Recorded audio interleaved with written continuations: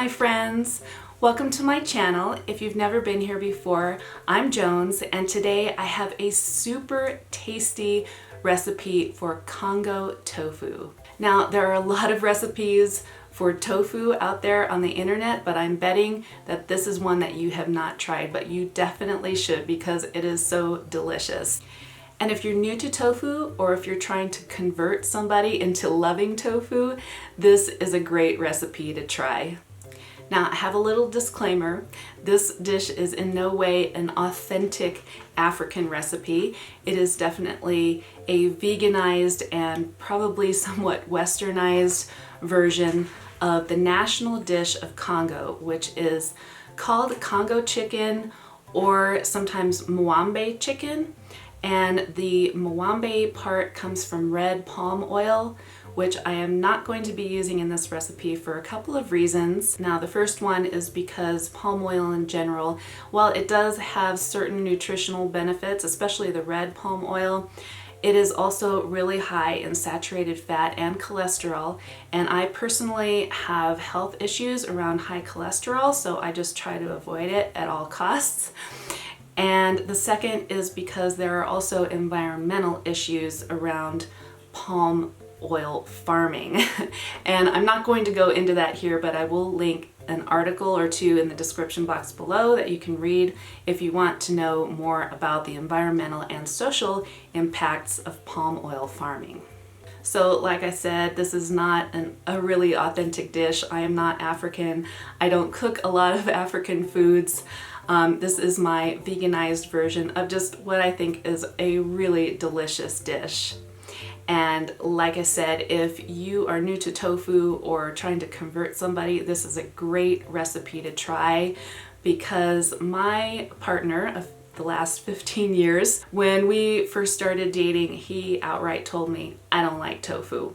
So I have not only since converted him to liking tofu, but every once in a while I'll, take family requests for what to make for dinner, and he will quite often request Congo tofu. So you know it's got to be good, and you really should try it. So I blabbered on long enough. Let's just get right into the recipe.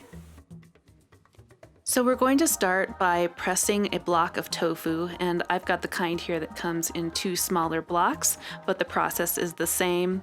So I just roll it up in a clean dish towel, and then you want to place something heavy on top. I've seen people use books for this, but I don't recommend that unless you want your books to get wet. So I just use a heavy cast iron skillet. The next step is to finely mince some onion. I'm using about a medium-sized yellow onion here, and first we're going to cut it down the middle from the front, and then we'll turn it sideways and make slices across the whole onion. And then you're going to turn it front ways and slice from the front to the back, and this creates a really finely minced onion. We're also going to mince up some garlic. I'm using about 5 cloves of sort of small cloves of garlic. You can use 3 to 5 or more or less depending on how much garlic you like and how big your cloves are. And you could see I smashed the cloves with a knife first because this makes it really easy to remove the skins. And then we're just going to finely mince that, and my best tip for that is just to keep on chopping until you have a finely minced garlic. We're also going to be using fresh ginger for this recipe, which you can see I am peeling the skin off with a vegetable peeler. You can also use the back of a spoon for this. But if you don't have fresh ginger, you can also use ginger powder. That works just fine. Or if you can find those tubes of already minced ginger in your produce department, that stuff is great. I use it all the time, but fresh ginger really does have the best, most intense flavor. And it can be kind of a beast to mince. I had to sharpen my knife to even be able to cut this. And at one point I had actually tried to use a grater, which I usually do use a microplane to grate my ginger, but for some reason it just wasn't working out for me this day, so I just had to mince it all by hand. And like I said, just make sure your knife is really sharp. We're also going to slice up some mushrooms, which was not in the original recipe that I tried many years ago, but we've since added them because our family loves mushrooms. And you can use white button mushrooms for this, or baby bellas or creminis, whatever you have on hand. So now that our veggies are all prepped, it's time to turn to slicing up our pressed tofu, and I am just cutting it all into little cubes. So I'm going to be frying the tofu in some oil in the same pan that I will be using to make the rest of the dish later, but you can also air fry your tofu, and I'm not exactly sure why I decided to go with frying it this day, because lately I have been mostly air frying my tofu, so either way works. But like I said, you can fry the tofu up in the same pan that you will be using later on, because we're going to be setting the tofu aside once it's browned. So a little tip here, when you fry your tofu, you do want to get it spread out at first, but then once it starts frying, just leave it to sit for a few minutes until it is browned fully on the bottom, because if you try to stir it too soon, then your tofu will tend to stick to the pan and get kind of crumbly, and we want to keep it as intact as possible. But we do want to brown more than one side, so you do want to give it a stir at some point and make sure that you get at least a couple of the sides browned. Then we'll just set our tofu aside, and I like to put it in a bowl that's lined with a paper towel to soak up some of the excess oil. Then we'll just add a little more oil back to the pan, and we'll be adding our onions and leaving those to cook until they start to get translucent. Then we'll add our minced garlic and ginger and just give that a little stir.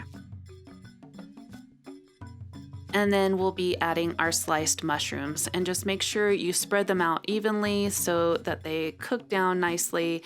And I did add a little bit of salt and pepper here.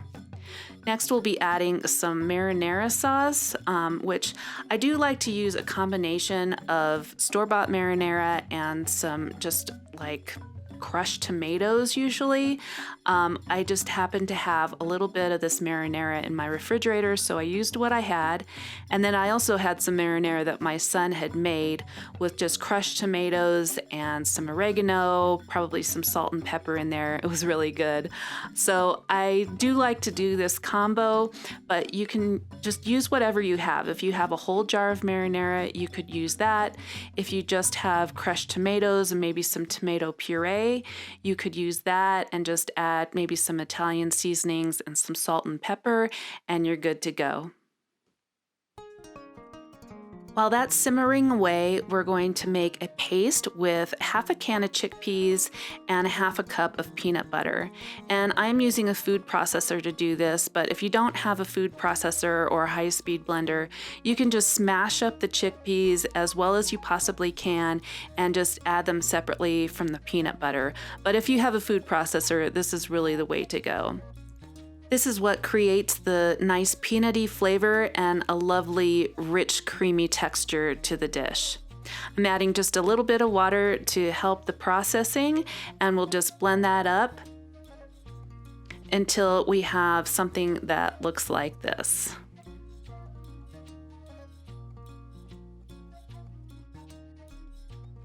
So our sauce has been simmering away for a little while, and now we're going to add some spices. You could add this earlier if you want. I probably should have, but I forgot.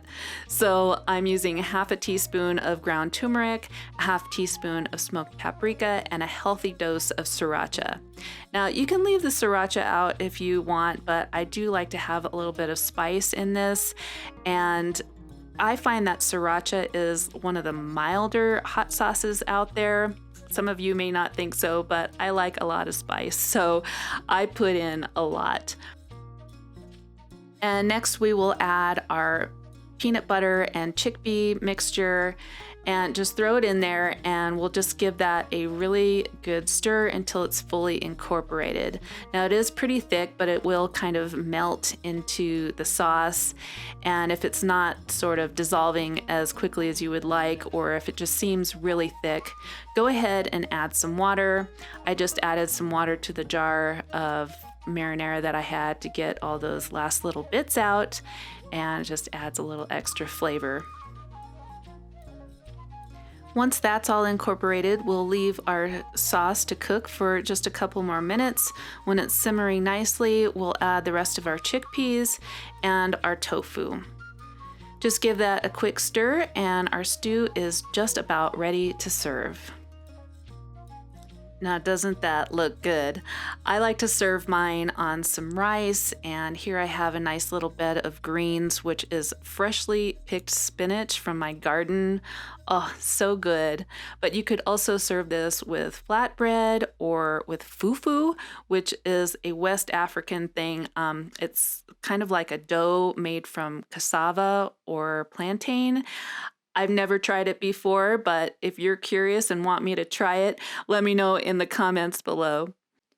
Then I like to sprinkle on some chopped peanuts, some extra sriracha sauce, and some chopped cilantro. And now it's ready to eat. Oh my gosh, that looks so good, and it is so good. You have to try this recipe.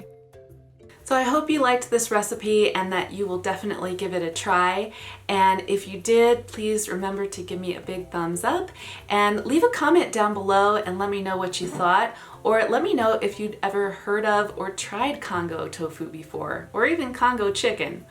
I'm just curious to know who's actually heard of this recipe. If you want more tofu recipes, I will have a whole playlist linked over here, and just click on that and tofu out to your heart's delight. I'll also leave some links in the description box below, so be sure to check those out and subscribe to my channel for more recipes. So until next time, try some tofu and peace out. Bye.